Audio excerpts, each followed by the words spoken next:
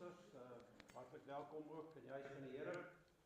Ons het vandag die voorreg om Dominee Jan Kei, emeritus predikant van Vryheid, ook hier by ons te ontvang. Dominee, baie dankie dat u tyd gemaak het en dat u die woord ook vir ons sal bring. Baie sterkte daarmee en mag die Here jou ook rustig maak. Baie welkom ook aan Jonie. Ons vertrou dat u mooi erediens saam ons sal hê.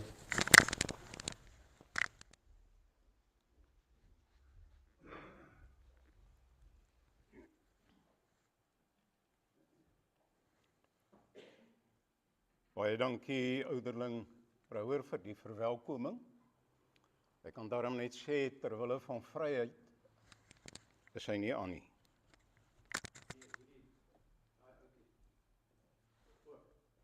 Hy is die liggie brand.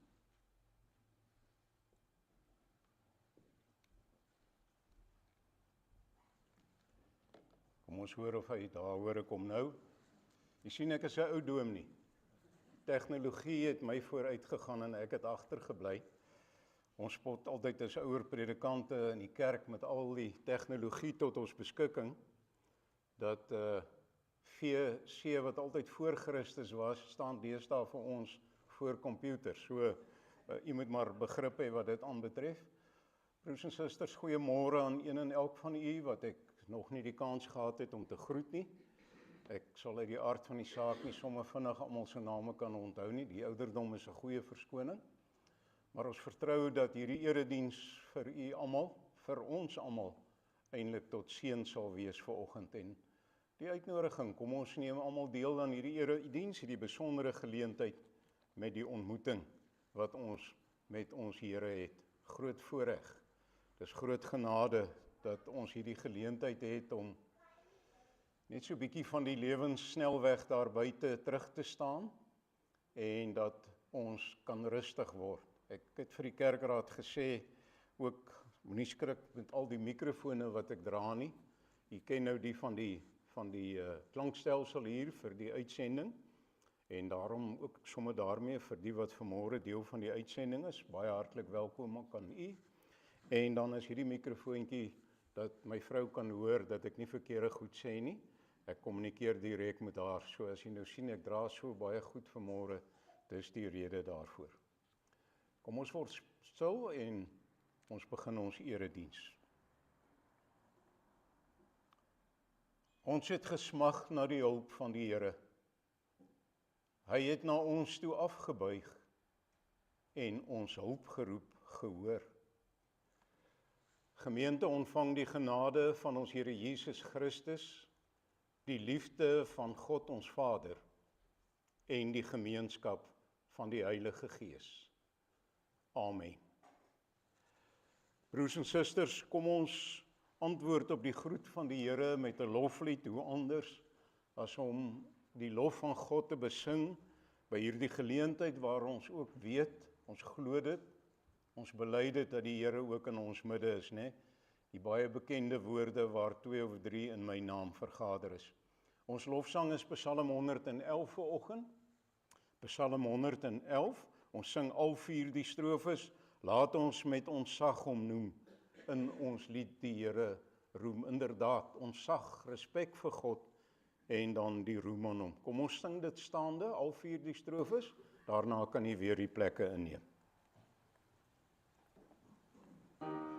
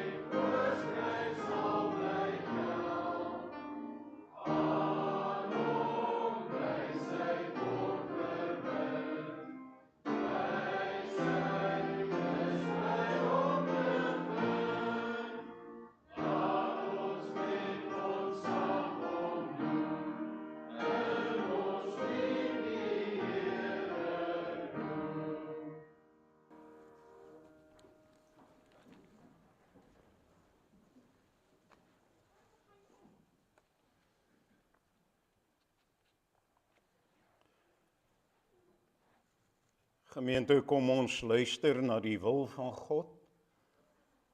Die wil van die Here waarna ons luister om ons lewens aan God se wil te meet. Ons meet onsself, ons lewe, ons lewenswyse en die inhoud van ons lewe nie aan menslike en aardse riglyne en reëls en regulasies nie, maar aan God se wil. En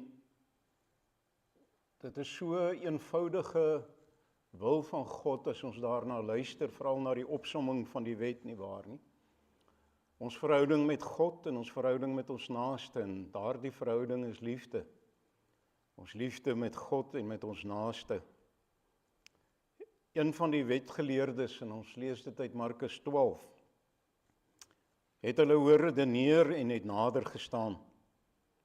Toe hy sien dat Jesus hulle 'n goeie antwoord gegee het, vra hy vir hom, wat is die heel eerste grootste gebod? Jesus antwoord hom, die eerste is, luister Israel, die Here ons God is die enigste Here. Jy moet hom lief hê met jou hele hart en met jou hele siel en met jou hele verstand en met al jou krag. Die tweede is, jy moet jou naaste lief hê soos jouself. Geen ander gebod is groter as dit nie. Broers en susters, soos ek gesê het, so eenvoudig nie waar nie. Om God lief te hê met alles waaroor ons beskik en ons naaste soos onsself. En ten spyte van die eenvoud daarvan, en ons weet dit almal, sukkel ons met beide verhoudings. Daarom staan ons skuldig voor hierdie gebod. En kom ons bely dit dan ook met die sing van Psalm 25, die 5de strofe, en u kan bly sit terwyl dit gesing word.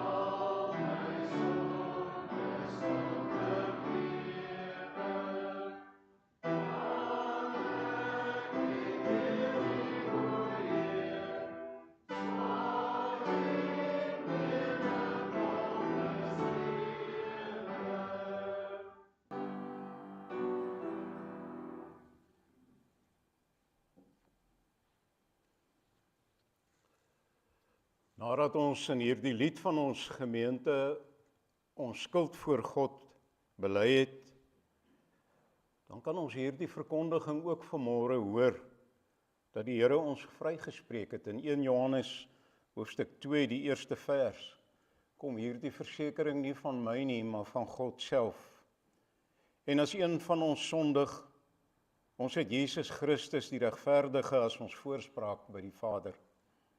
Almal wat vrygespreek is, bely opnuut hulle geloof in die drie-enige God. En daarom, gemeente, terwyl u net so bly sit, kom ons bely saam soos volg in ons harte. Ons glo in een God, die almagtige Vader, die skepper van die hemel en die aarde en van alle sienlike en onsienlike dinge. En in een Heer Jesus Christus, die enige gebore Seun van God, gebore uit die Vader voor alle tye, God uit God, lig uit lig, waaragtige God uit waaragtige God, verwek, nie gemaak nie, een in wese met die Vader, deur wie alle dinge ontstaan het. Wat terwille van ons die mense en terwille van ons saligheid neergedaal het uit die hemel, vlees geword het deur die Heilige Gees uit die Maagd Maria, en mens geword het, wat selfs vir ons gekruisig is onder Pontius Pilatus, gelei het en begrawe is, en op die 3de dag weer opgestaan het volgens die skrifte, wat opgevaar het na die hemel, en wat sit aan die regterhand van God die Vader, wat weer sal kom met heerlikheid om te oordeel, die wat nog lewe en die wat reeds gesterf het, wie se koningsheerskappy geen einde sal hê nie, en in die Heilige Gees, die Heer en lewendmaker, wat van die Vader en die Seun uitgaan, die saam met die Vader en die Seun aanbid en verheerlik moet word, wat gespreek het deur die heilige profete. Ons glo een heilige algemene kerk, gegrond op die leer van die apostels. Ons bely een doop tot vergifnis van sondes. Ons verwag die opstanding van die ontslapenes en die lewe van die toekomstige eeu. Amen. Gemeente, nadat ons geloof nou bely het, kom ons wy ons lewe opnuut weer aan die Here met die sing van Psalm 84, die 5de strofe, terwyl u bly sit.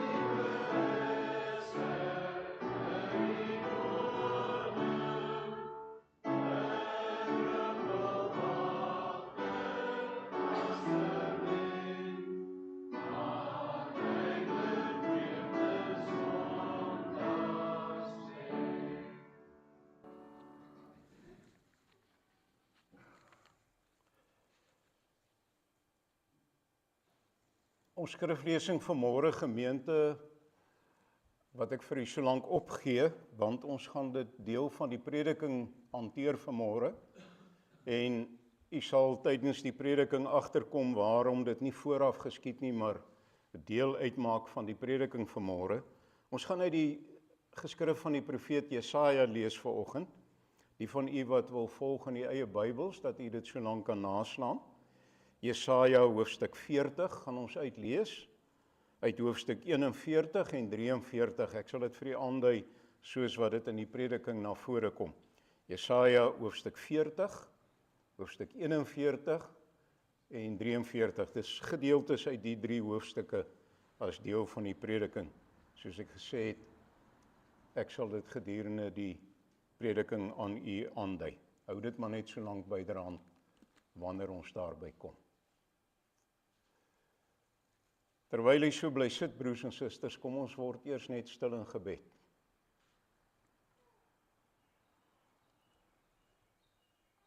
Drie-enige God, Vader, Seun en Heilige Gees. Ons kom buig, Here, in aanbidding voor u, die lewende God. Ons kom buig in nederigheid vanoggend, Here, omdat ons diep bewus daarvan is dat ons as mens niks is in u teenwoordigheid. Wanneer ons onsself met u vergelyk, is daar geen vergelyking. Here, u wat groot is en almagtig is, ons, klein, nietig en sterflik, u sonder begin en sonder einde,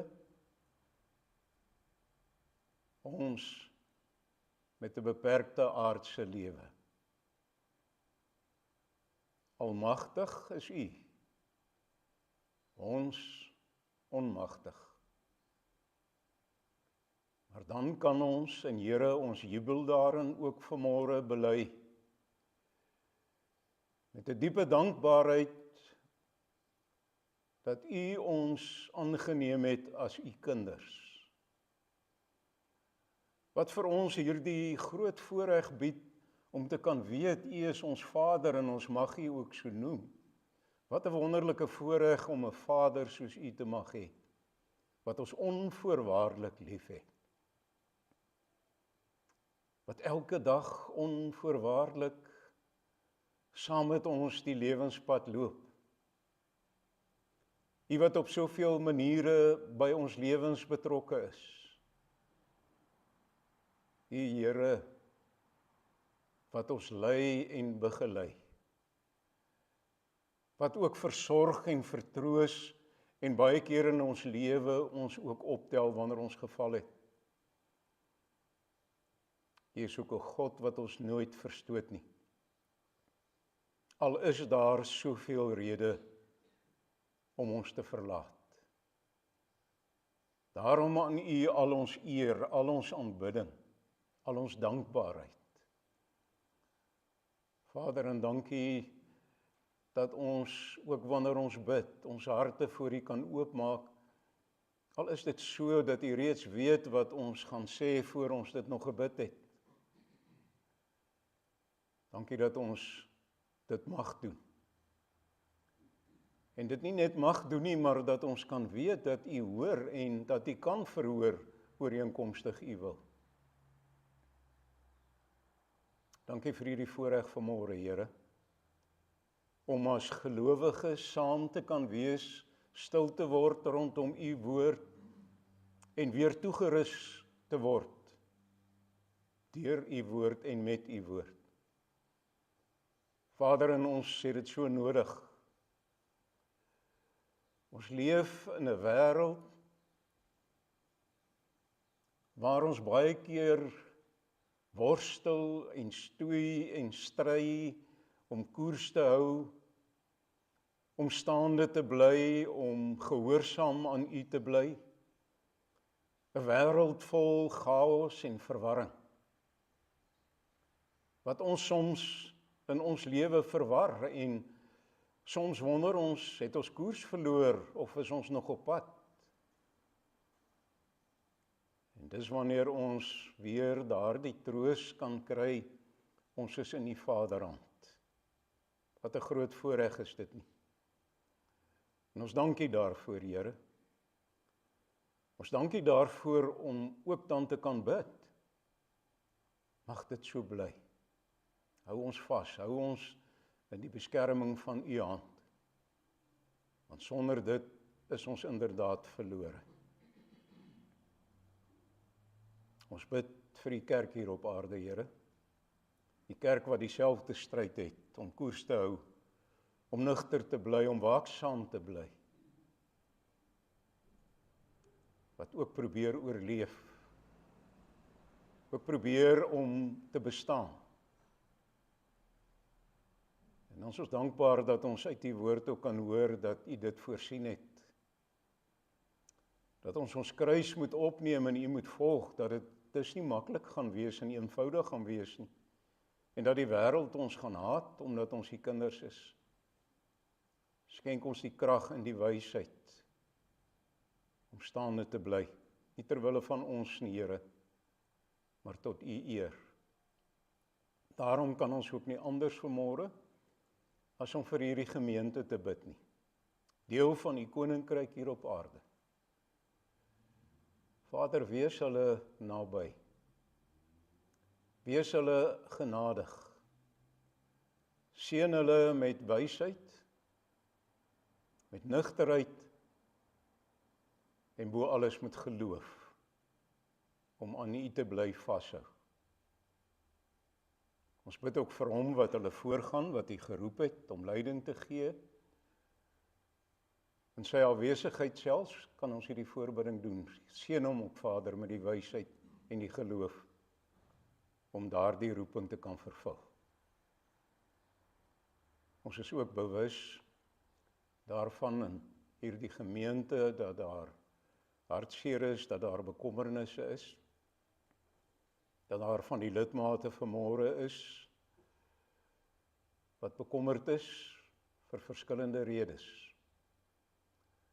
Wat dalk bang is, wat dalk onseker is omdat ons die toekoms nie ken nie. Ons wil hulle in U genadige en liefdevolle Vaderhand plaas en vra, Vader, wees hulle ook naby en ons wil vra, nie ons wil nie, Here, Maar laat u wil daar geskied, want u weet wat is in daardie omstandighede, elkeen van hulle. Want u ken hulle by die naam. U weet wat is die beste.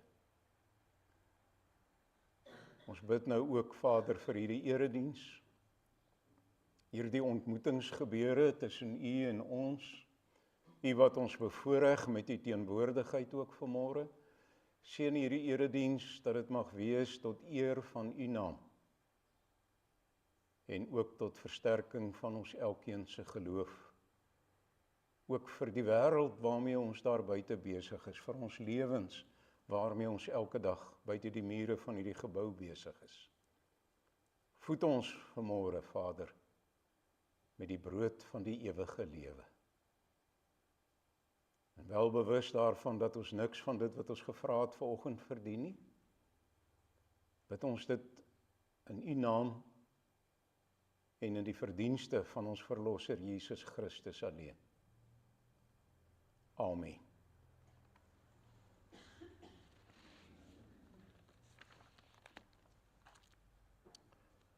Soos reeds gesê, broers en susters, ons skriflesing gaan dan vanmôre deel van die prediking uitmaak en ek sal dit aandui soos wat dit nodig is. Gemeente van ons Here Jesus Christus, ons hoor byna daagliks van onskuldige mense wat ly. Onskuldige mense wat swaar kry.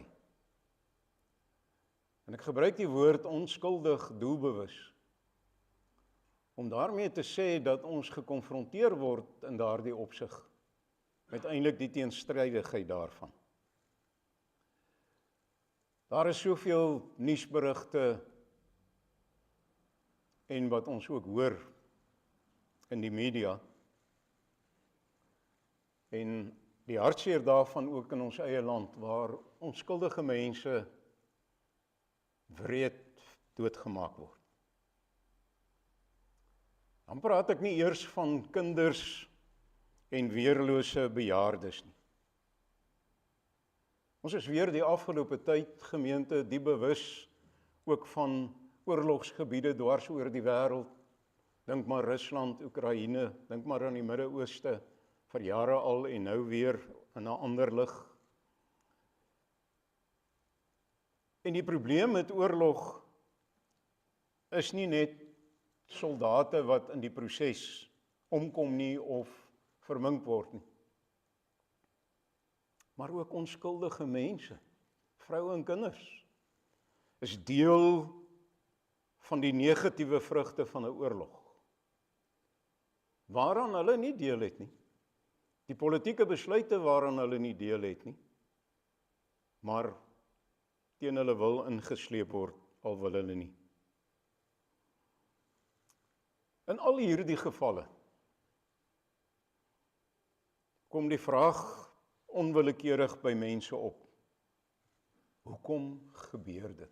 Hoekom gebeur dit dat onskuldige mense wreed moet sterf of onskuldig moet ly? En gewoonlik as hierdie vraag, broers en susters, gevra word oor onskuldige mense wat ly, hoekom? Dan is die algemene antwoord wat gewoonlik gegee word: dit is die wil van God. Dit is die wil van die Here, dat iemand 'n ongeneeslike siekte opdoen, of 'n onskuldige kind, of bejaarde, of wie ook al, sterf. Dit is die wil van God. Broer en suster, is dit waar? Ek dink dis 'n antwoord wat ons verskaf op die vrae wat in hierdie situasies, wat 'n mens seermaak, wat jou moedeloos maak partykeer, dat ons so antwoord, is die wil van God. Is dit nie dalk omdat ons nie self werklike antwoord op die vraag het nie? Hoekom gebeur hierdie dinge met onskuldige mense? Mense wat dit regtig nie verdien het nie. Maar gemeente, het ons al mooi gaan sit en dink, wat ons eintlik sê met hierdie antwoord wat ons gee, dit is die wil van God. As ons dit sê, besef ons, wat sê ons eintlik? As ons dit sê, broer en suster, dan gee ons God die skuld vir mense so onskuldige lyding. Dis die wil van God. So die Here het dit gewil, dat daardie persoon moet seer kry, of doodgemaak word, of wat ook al. Dit is God se skuld. Dit skep vir ons onmiddellik 'n klomp probleme, as ons daardie interpretasie wil gebruik. Dit gee vir ons 'n klomp probleme, byvoorbeeld, hoe nou gemaak met die baie bekende Bybelse uitspraak van God is liefde. Ons kry dit op baie kansels in ons kerke in die wêreld. God is liefde. As dit God se skuld is dat mense onskuldig ly, wat maak ons dan nou met hierdie uitdrukking van God is liefde? Want wat ons dan sê is, God is nie 'n God van liefde meer nie. Hy is 'n wrede God. 'n Wrede God wat mense straf deur hulle te laat ly. Wat hierdie goed op hulle lewenspad bring, of hulle lewe beëindig, hoe dit ook al sê. Nou kan jy die aanvoeling kry waarom ek sê, as ons so na God kyk, gemeente, dan ontwikkel 'n mens geloofsprobleme. En ek bedoel met geloofsprobleme, dit is daarom nie toevallig dat mense in tye van swaar kry, van lyding, van watter aard ook al, een van twee dinge doen. Of hulle begin twyfel aan God, ervaar 'n geloofstwyfel, 'n wantrou in God, of hulle geloof verdiep onder hierdie omstandighede. As ek dit gesê het, tref dit 'n mens eintlik tussen die oë, maar as dit moontlik is, om onder swaar tye en binne bepaalde swaar omstandighede en lyding en swaar kry, jou geloof te verdiep. Hoe kan mens dit doen? Broers en susters, die antwoord is, dit is moontlik as jy reg na God kyk. As jy reg na God kyk, en kom ek verduidelik.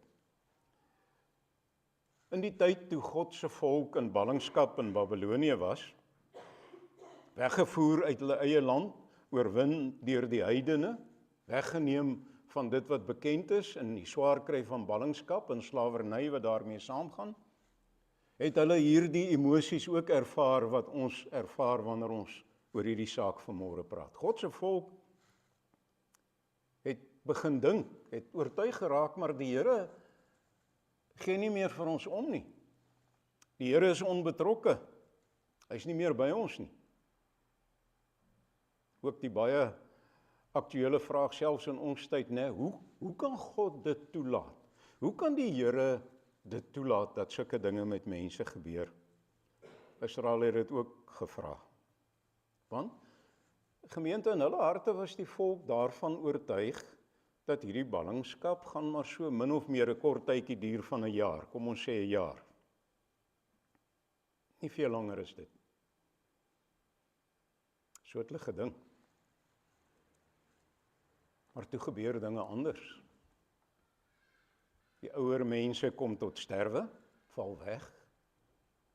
Die wat kinders was, word mettertyd die ouer mense, die volwassenes, en neem die ouer mense se plekke in. En nog steeds is hulle in ballingskap. In ander woorde nie meer 'n jaar nie, is al vir jare. Toe begin hierdie vrae kom en hierdie twyfel kom van, maar waar is God? God is onbetrokke. Hoe dan nou? Hoe kan die Here dit toelaat? En toe, broers en susters, stuur die Here sy profeet Jesaja na die volk toe. En daarom lees ons nou uit Jesaja 40 vanaf vers 27. Jesaja hoofstuk 40 vanaf vers 27. En luister na wat die Here vir sy volk sê in hierdie situasie van, maar die Here het ons gelos. Nou praat hy by monde van sy profeet, vers 27 af, Waarom sê jy dan Jakob, waarom kla jy Israel? Die Here sien nie raak wat van my word nie, my reg gaan by my God verby. Weet jy dan nie? Het jy nog nie gehoor nie? Die Here is die ewige God, skepper van die hele aarde. Hy word nie moeg nie, hy raak nie afgemat nie en sy insig is ondeurgrondelik. Hy gee die vermoeides krag. Hy versterk die wat nie meer kan nie. Selfs jong manne word moeg en raak afgemat. Selfs manne in hulle vleuer struikel en val. Maar die wat op die Here vertrou, kry nuwe krag.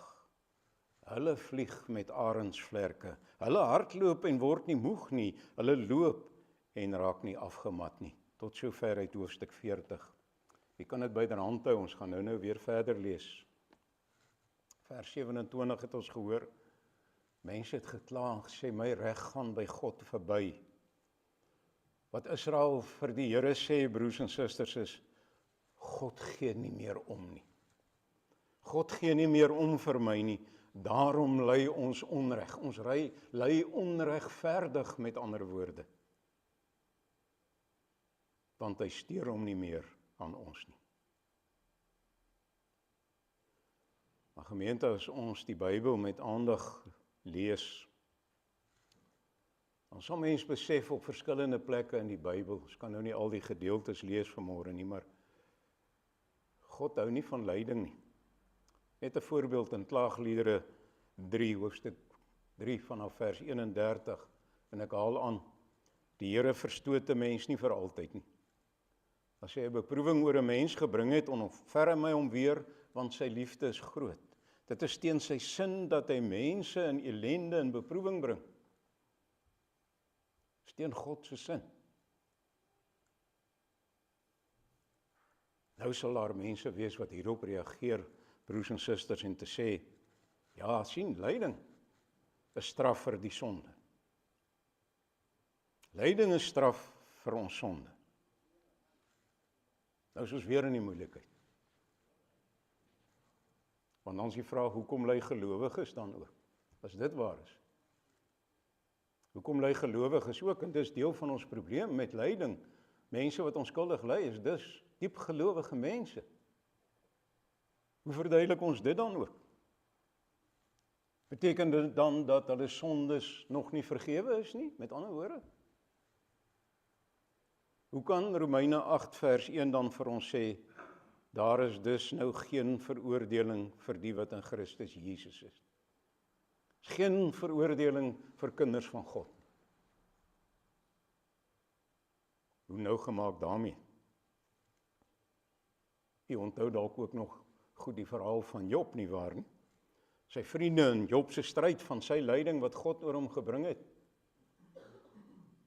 En sy vriende het hom probeer bystaan, vir hom moed inpraat, en hulle het vir Job naderhand gesê, maar jy het 'n probleem, want ergens het jy sonde gedoen, ergens het jy droog gemaak in jou lewe.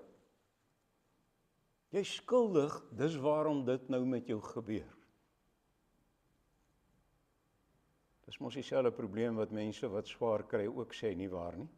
Mense wat vir jou sê, as ek net kon uitvind wat ek gedoen het, wat verkeerd is, om hierdie lyding te verdien. Wat het ek gedoen, dat dit op my lewenspad gekom het, dat dit deel van my lewe geword het? En dan word die groot vraag is, en ons hoor dit by Israel, ons hoor dit by mekaar ook, ons hoor dit in die wêreld, waar is God dan in lyding? Die antwoord is, by ons. Jesaja 41 vers 10. Jesaja 41 vers 10 sê die Here vir sy volk, moenie bang wees nie, ek is by jou. Moenie bekommerd wees nie, ek is jou God. Ek versterk jou, ek help jou, ek hou jou vas. Met my eie hand red ek jou. Hoor jy die woorde van die Here? Ek is by jou. En kom ons lees nou hoofstuk 43, broers en susters. Ons gaan die eerste 3 strofes van Jesaja hoofstuk 43 lees. En hoor wat sê die Here daar. Luister, so sê die Here wat jou geskep het, Jakob, wat jou gevorm het, Israel. Moenie bang wees nie. Ek verlos jou. Ek het jou op jou naam geroep.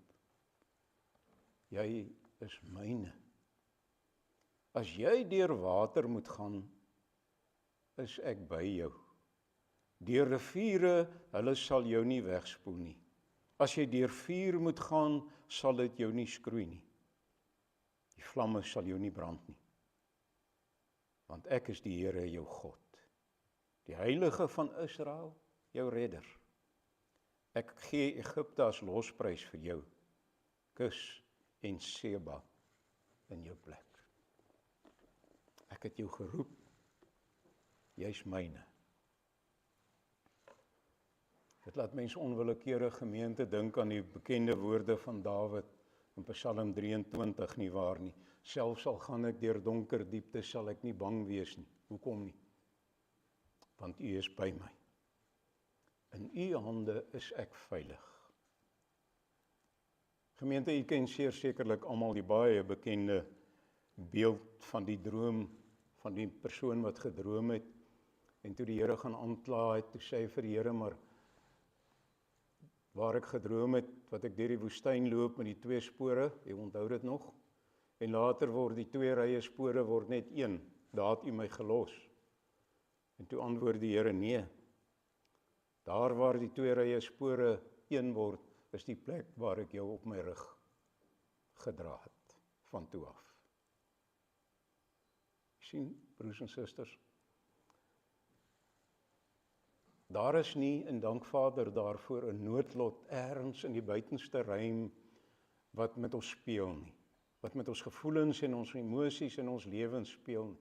'n noodlot wat speelietjies speel met ons asof dit een grap is nie, nee. Lyding is nie die beskikking van God. Nog minder, soos veral vroeër jare, sal jy onthou van die begrafnisbriewe vroeër jare het daar gestaan, wanneer die afsterwe van iemand bekend gemaak word, het daar gewoonlik gestaan, dit het die Here van lewe en dood behaag om van ons weg te neem en dan die persoon se naam. Dit het die Here van lewe en dood behaag om van ons weg te neem. Dis nie waar. Dit behaag die Here allermins. Dit is so, broers en susters, dat lyding verband hou met die sondeval van die mens. Wat meegebring het dat ons in plaas van die volmaaktheid van God se paradys, as ons dit so kan uitdruk, kan leef, het ons met die sondeval in 'n stikkende werklikheid begin leef. Dis nie 'n volmaakte lewe hier nie, dis nie 'n volmaakte plek hier nie. Die kom eers later, wanneer ons saam met God vir ewig in sy koninkryk kan wees. En hierdie onvolmaakte werklikheid waarin ons leef, is die straf vir ons sonde, broers en susters.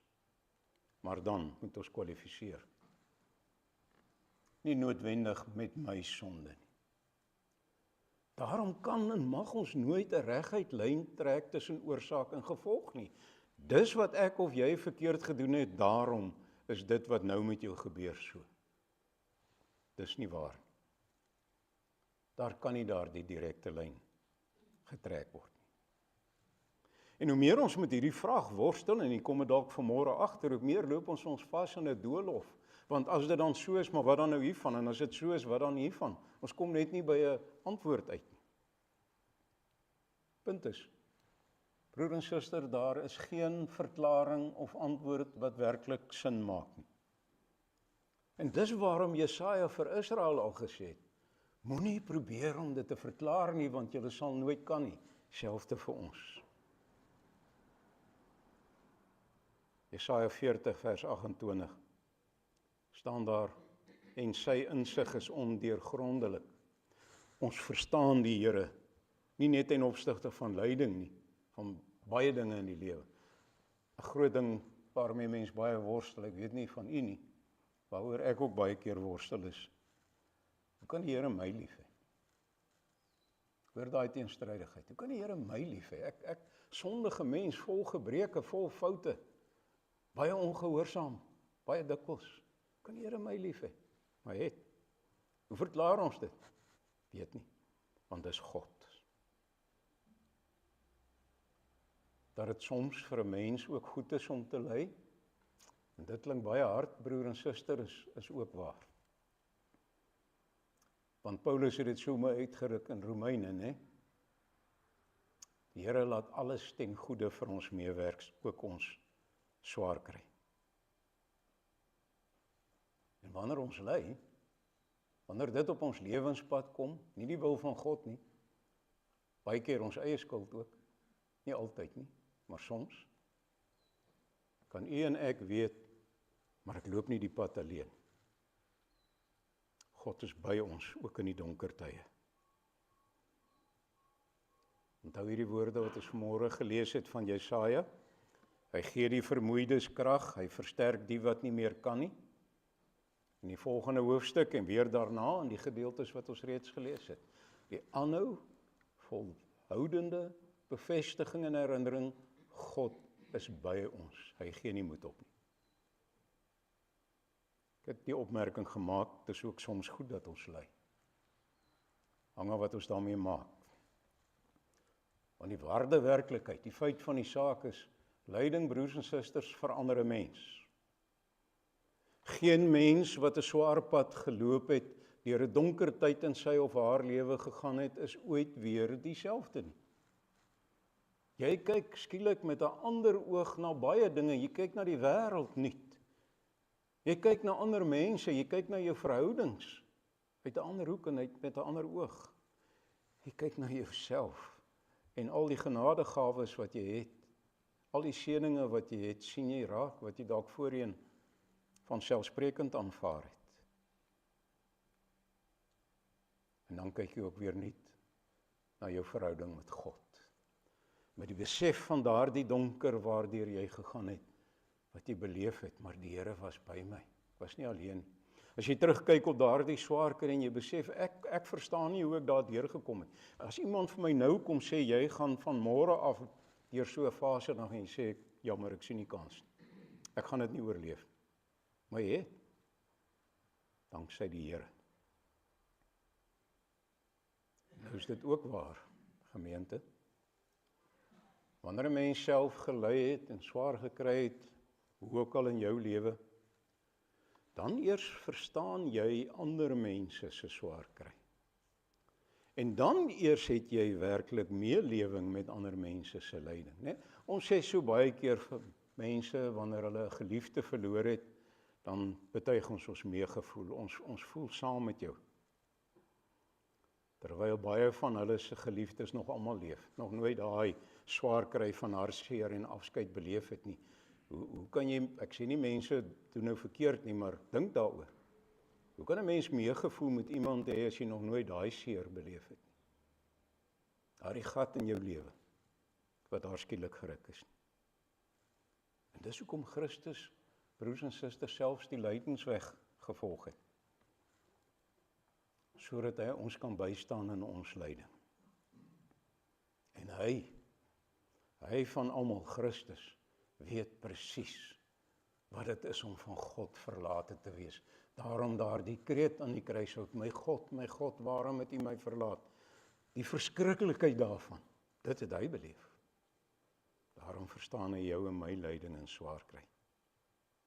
Maar dank die Here, broers en susters, in die proses het Christus ook die mag daarvan verbreek, van lyding, van die dood,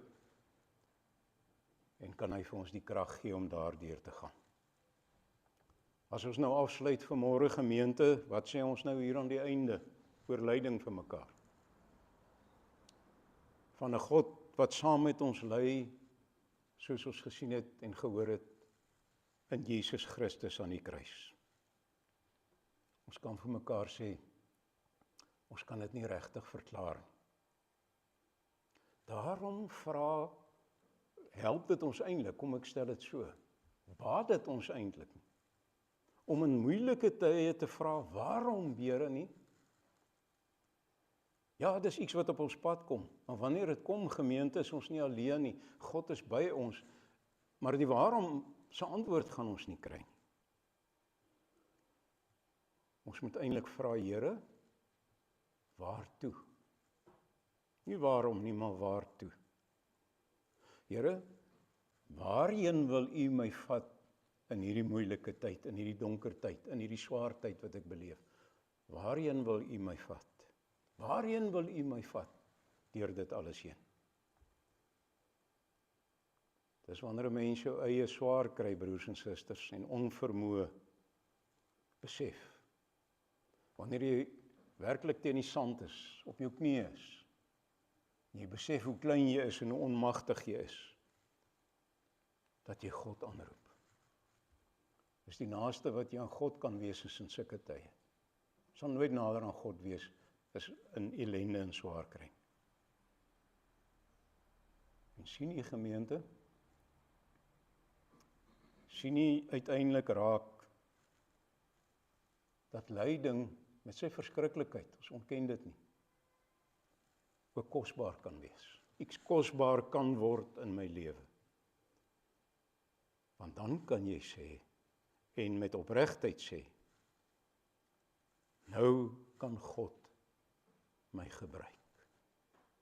Nou eers is ek in 'n plek in my verhouding met God, wat hy my werklik kan gebruik, op watter wyse ook al.